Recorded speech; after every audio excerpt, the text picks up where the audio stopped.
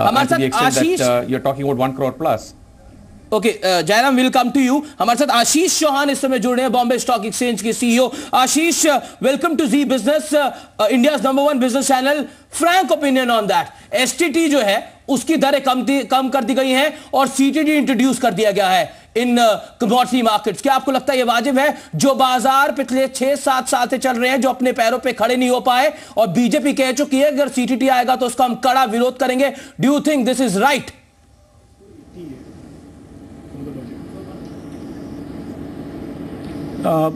Basically, the way we look at it is that there is a issue relating to transaction taxes in India.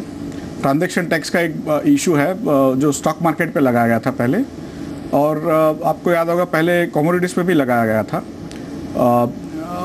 हालांकि पास नहीं हुआ था।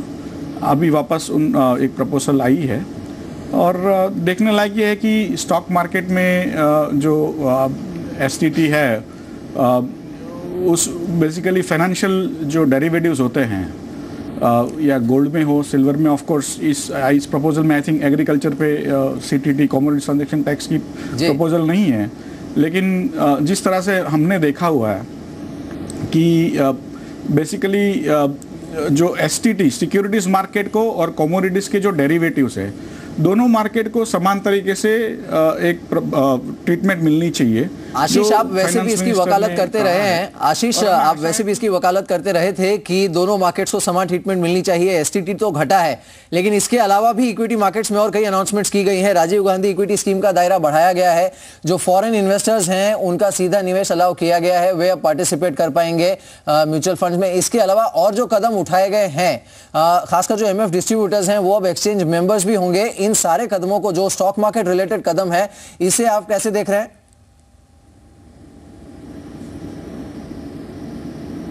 नहीं, हम बहुत अच्छे तरीके से, हमें लग रहा है काफ़ी पॉजिटिव बजट रहा है। एक चीज़ कहूँगा कि ये जो एसटीटी की बात चली है, एसटीटी सीटीटी की, तो इनके CTT is going to be taken as a business expense, I am sure the government will also allow STT to be taken as a business expense.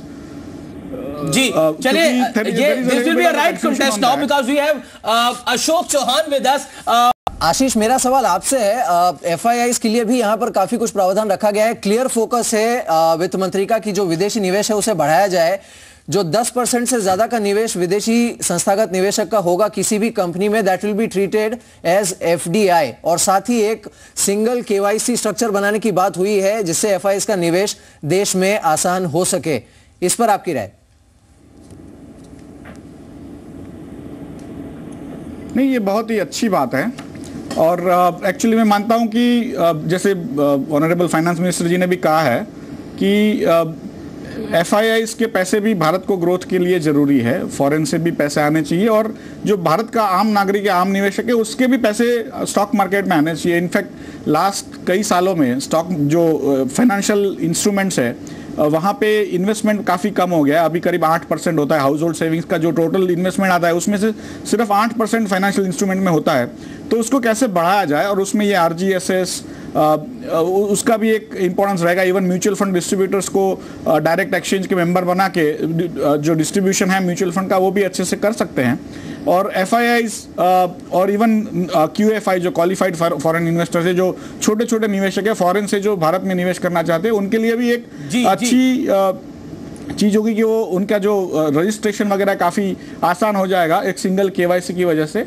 और उनके लिए जो भी टैक्स वगैरह के जो इश्यूज है एक बार सॉल्व हो जाते हैं, तो मुझे काफ़ी आशा है कि जो फॉरेन के पैसे भी मार्केट में आएंगे, और इनफैक्ट इंडियंस के भी पैसे आएंगे जो भारत का आम आशीष आई गॉट हमारे साथ आवाज दी जा रही है अशोक जहां तक। आशीष चौहान, आपको क्या लगता है 100 में से कितने नंबर देने चाहिए इस बजट को?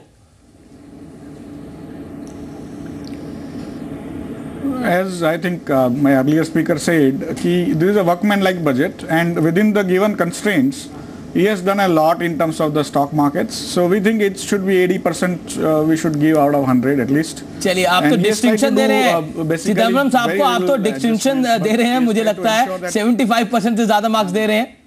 आशीष, डू यू थिंक देना ही चाहिए? जी आशीष, देना ही चाहिए जी। आपको लगता है जो करंट सिनेरियो है उससे बूस्ट अप मिलेगा इक्विटी मार्केट्स को?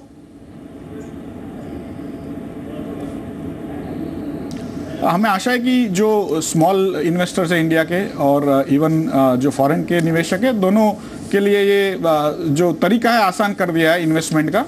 और फाइनली तो जो रिटर्न्स आएंगे, जो भारत की प्रगति होगी, उसके हिसाब से लोग निवेश करेंगे।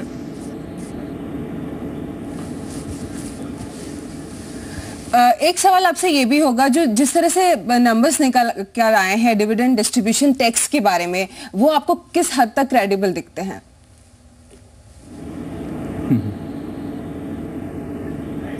नहीं, basically the way he has tried to do is to there was an issue relating to super rich tax, and this is in a sense a tax on people who get huge dividends. So in a sense these are slightly what I call what was on the cards, but in a more palatable way.